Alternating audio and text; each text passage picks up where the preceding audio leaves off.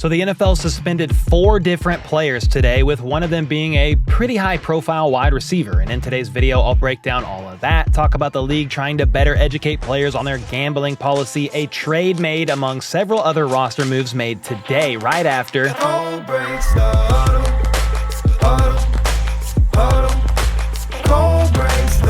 Alright, first up, we have a positive update in what started out as a very scary situation. Bears safety Douglas Coleman III was taken to a hospital after going down with an injury during their preseason game last night against the Chiefs. He was placed on a mobilizing board and put on a stretcher before being taken to the hospital. However, Bears coach Matt Eberflus said after the game that Coleman did have movement in his extremities and even gave a thumbs up prior to being taken off the field. Then, more good news came out this morning when it was reported that Coleman was released from a Kansas City area hospital. Matt Eberflus said that he was walking around and was in good spirits today, so that is some awesome news for Coleman indeed. Speaking of the Bears, Tom Pelissero reported today that they traded a 6th-round pick to the Seahawks in exchange for linebacker Darrell Taylor. The Seahawks just acquired rookie linebacker Michael Barrett from the Panthers yesterday, so one comes in and now one goes out. Taylor is listed at linebacker but is really an edge rusher. He's heading into his 4th year in the league, and so far over 3 seasons, he's racked up 91 tackles, 21.5 sacks, 6 forced fumbles, and 1 fumble recovery.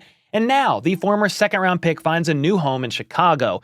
Now, in some other player news, the 49ers re-signed tight end Logan Thomas today and released safety Taylor Hawkins in a corresponding move. The 33-year-old tight end signed with the Niners this offseason, but was waived with an injury designation about 2 weeks ago as he was dealing with a hamstring issue. So apparently the hammy is now good enough for him to be brought back, and now he'll look to make an impact as he's coming off of what was the 2nd most productive season of his career last year, in which he caught 55 passes for 496 yards and 4 touchdowns. Another tight end who's been dealing with an injury is Colts tight end Jalani Woods. Jordan Schultz reported today, per sources, that he underwent a successful surgery for turf toe and will sadly miss about 4 months. The team is hoping that he can return around Christmas, right in time for a playoff push. Though, if the Colts find themselves completely out of the playoff picture around that time, he could likely remain out for the rest of the season, as there wouldn't really be an urgency to rush him back. Next up, Chiefs center Creed Humphrey just inked a new deal with the team last night, and that is a 4-year deal worth $72 million, and 50 of it is guaranteed. And this officially makes him the highest paid center in NFL history by a landslide. He passed up Lions center Frank Ragnow, who's making $13.5 million a year by a lot. Creed is making $18 million a year now, which is 5.5 more average per year. Pretty crazy. I mean, it's well-deserved. Creed has been one of, if not the best center in the league since the day he stepped foot in KC back in 2021 after getting drafted. So big congrats to Creed, and big congrats to Patrick Mahomes and the rest of the offense, who will reap the benefits of having this stud dominate the trenches in KC for the foreseeable future. Another offensive lineman in the news today is Rams offensive tackle Alaric Jackson. Ian Rappaport reported that he's been suspended without pay for the first 2 games of the season for violating the NFL's personal conduct policy. He'll be eligible for reinstatement on September 16th after the Rams' Week 2 game, though at this point in time, I still have no idea why he was even suspended. Either way, this is another tough blow for the Rams' O-line, as Jackson started 15 games for them last year. Then you have a couple more guys dealing with injuries. Left guard Jonah Jackson has missed most of camp with an injury, as has their right tackle Rob Havenstein. Now, this is far from the last suspension handed out today by the NFL. They actually proceeded to go on a suspension frenzy. Jaguars' 7th-round pick from the 2020 NFL Draft, cornerback Chris Claybooks, was suspended 8 games for violating the personal conduct policy after he was arrested twice on DV charges back in April and July of 2023. He actually went on the commissioner's exempt list in August, remaining there for the entire season. So this is a bit of an odd one where a suspension was announced, but since he was on the exempt list when it happened, this actually counts as his suspension time served, and he's now free to sign with any team.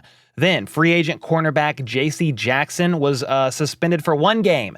The first game of the 2024 season. Not really sure what's going on there, but 1 game, that'll sure teach him. And then another player that was suspended today, and this is a big one, is Cardinals wide receiver Zay Jones. He too violated the personal conduct policy after getting arrested back in November of 2023 but his suspension is 5 games rather than the 2 that Alaric Jackson got. Zay was charged with misdemeanor domestic battery, though back in March, the Florida State Attorney's offices ended up dropping those charges. The NFL, though, ran its own investigation, which is standard procedure for them. That's going to happen with Rashee Rice whenever his legal situation finishes up, and thus the 5-game suspension for Zay Jones, a definite hit to the team. Now, the bad news for the Cardinals doesn't stop there, as their first-round defensive end, Darius Robinson, is reportedly getting an MRI after injuring his calf in practice yesterday. The Cards already lost their best pass rusher, BJ Ojulari, to a torn ACL this offseason, so hopefully all is well for Darius Robinson, who was this year's 27th overall pick, and the Cardinals really can't afford another big loss to their D-line. Now, let's talk about Stefon Diggs, the star receiver who was just traded to the Texans in the offseason, because it looks like he's already disgruntled and sending strong messages to the coaching staff.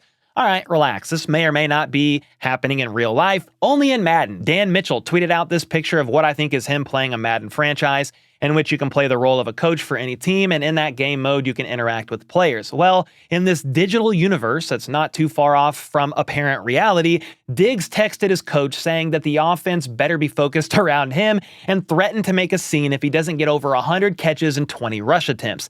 That's pretty freaking hilarious considering in real life, Diggs had problems in Minnesota forcing his way out there, and then it was a bit of a headache in Buffalo before being traded to Houston. All right, let's move back to reality. Oh, there goes gravity for the time being, because the NFL recently announced that they've increased their efforts to educate players on their gambling rules. Starting this year, they've been holding a mandatory in-person presentation to the entire team.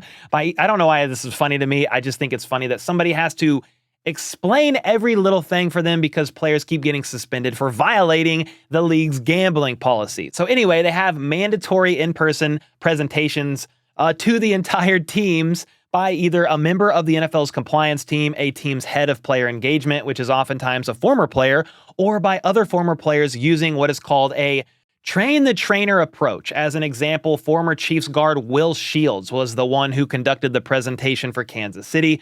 You can see the main 6 rules here up on the screen. I'm not going to read them all, but basically in summary, all coaches, staff, and other team personnel are not allowed to bet on any sports, period. So just stay the heck away, because if not, they will put the hammer down. Calvin Ridley is the most famous case of a player being caught gambling, at least recently, and he was suspended for the entire 2022 NFL season after placing multiple bets in 2021. Then just last offseason, the NFL suspended 10 players for gambling violations. Now, this is kind of funny. Jayden Daniels and Malik Nabers reportedly received extra education training sessions to make sure they fully understand the rules, because after the draft, Malik Nabers went on a podcast and said that he and Jayden Daniels have a $10,000 wager on who will win Rookie of the Year.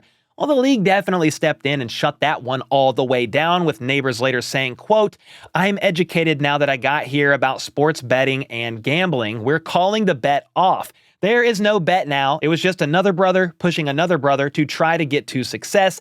That's all it was." And while we're talking Jayden Daniels here, thank God they learned you can't place wagers on who wins Rookie of the Year. Dan Quinn announced today that the 2nd overall pick will not be playing in the Commanders' preseason finale against the Patriots on Sunday. I mean, everyone kind of figured that was the case after he was officially named the starter earlier this week, and I assume the same will go for Caleb Williams and Bo Nix, who have also been named the starters for their respective squads. That really just leaves Drake May as the only other first-round QB that we aren't sure of as to whether he will start or not. J.J. McCarthy was picked 10th overall, but a torn meniscus sadly ended his rookie campaign, and Michael Penix was shockingly taken 8th overall by the Falcons, but everyone knew Kirk O'Chains would be the starter after they signed him to that massive 4-year deal this offseason. Going back to Drake May, though, Patriots head coach Jerod Mayo said yesterday that they're, quote, "still in the evaluation process with one more preseason game to go." The Pats take on the Commanders, as I said just a minute ago, on Sunday night, with both May and Jacoby Brissett expected to take significant snaps. Anyway, Mayo went on saying something that was really nothing. I would say by Monday night, we should know who the QB is. I think Monday or Tuesday, we probably need to know who it is. That doesn't mean I'll tell you on Monday or Tuesday.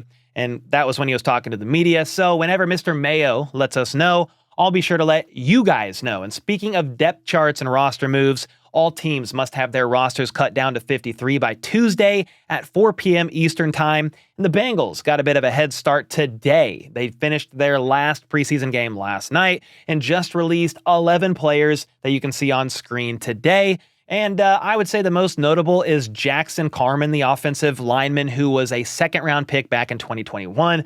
They also released quarterback Rocky Lombardi, and while that isn't much of a surprise here, it's worth noting because he may have the coolest name of all time. And with that, I'll see y'all next time.